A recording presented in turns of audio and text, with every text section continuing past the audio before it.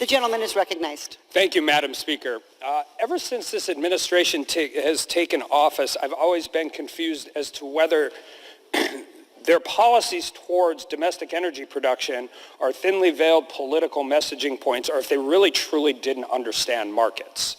And for the last 2 years, I have gone back and forth as to which one of those things is actually true. So at least today when we're here, we can be back to the point of where we're talking about thinly veiled messaging bills, where we get back to the normal operation of how we do majority-minority politics in the House.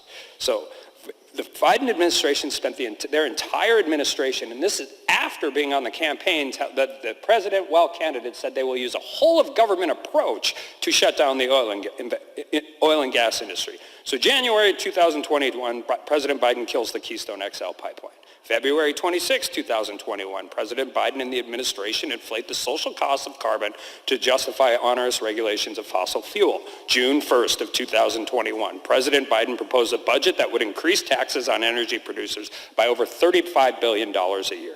August 11th, 2021, President Biden asked foreign operators at OPEC Plus, not domestic producers, to increase supply to address rising gas prices. October 29th, 2021, President Biden and congressional Democrats proposed a methane tax on all domestic oil and gas production. November 17th, 2021, President Biden tried to redirect the blame for rising gas prices by requesting the FTC to investigate oil and gas companies on trumped-up accusations of illegal activity. February 17th of 2022, President Biden's FERC chairman pushed through changes, making it next to impossible to put midstream infrastructure or upgrade existing pipeline infrastructure.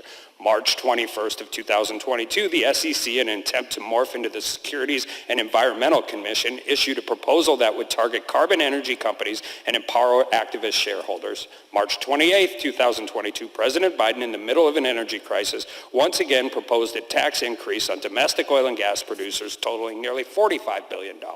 March 30th of 2022, the FDIC chairman proclaimed that the carbon-emitting sources of energy present risk safety to the financial sector. This is starting with asking OPEC, doing two releases of the SPRO. None of these things have worked to bring down oil and gas prices because they simply don't. The last time a refinery to produce gasoline came online in the United States with any true downstream capacity was in 1976, the year I was born, 45 years ago. The irony of this situation is that House Democrats and the Biden administration are not even on the same page. It's just a coincidence that a few months ago, President Biden asked FTC, an entity that is supposed to be an independent commission, to investigate gasoline prices. 3 weeks ago, the House Energy and Commerce Committee held a hearing where nearly every Democrat accused companies of price gouging or even worse, war profiteering. They seem to have forgotten the fact that the two of the accused companies have absolutely zero refining capacity and still were accused of this. A week later, I asked Secretary Granholm whether she agrees with the false accusations that oil and gas companies are price gouging. In our hearing, Secretary Granholm, quote, "I am not sure that anyone is saying there is wholesale price gouging." Yet here we are today on an FTC hearing, or on a bill in the House saying this. Listen, there's no secret why this happens. You cannot ask oil and gas companies, particularly onshore companies, to increase production when the infrastructure doesn't exist to get that product to market. You have the Duke pipeline, you have the Dominion pipeline, both in Virginia. You had the Williams pipeline moving into New York.